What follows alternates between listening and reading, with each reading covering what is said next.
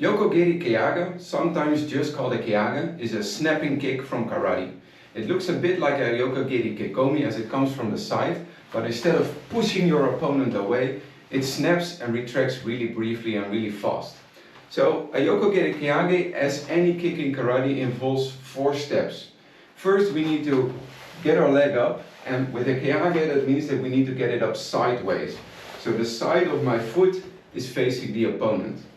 Once it's up, there's the actual extraction and retraction.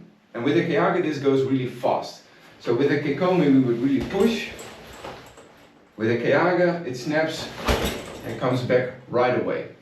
The last step after we've retracted is putting it back down. As you can see, I'm doing this from a sideward position. So in a kibadashi, normally if you would do it from karate, you would get it up, extract, retract and put it back down. If you apply this in practical settings in any fight, it doesn't really matter what stance you use, but do make sure that your preparation involves rotating your hips sideways. So you need to be orthogonal towards where your opponent is. So if I come from a normal fighting position, I make sure that I step in with my foot already facing orthogonally, as well as my hips. Then I pull up, make the kick from sideways position, extract, retract and put it back down. And so just to show a couple Keages, low or high,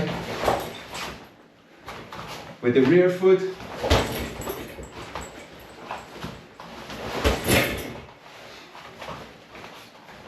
so the Keage is a kick from karate that really snaps, and because of that you need to aim for a place where it can make an impact. That means that you will probably go for the throat, for the chin, or if your opponent is facing sideways, for the side of their head. It's not a practical kick that does a lot of damage if your opponent is facing you from the front.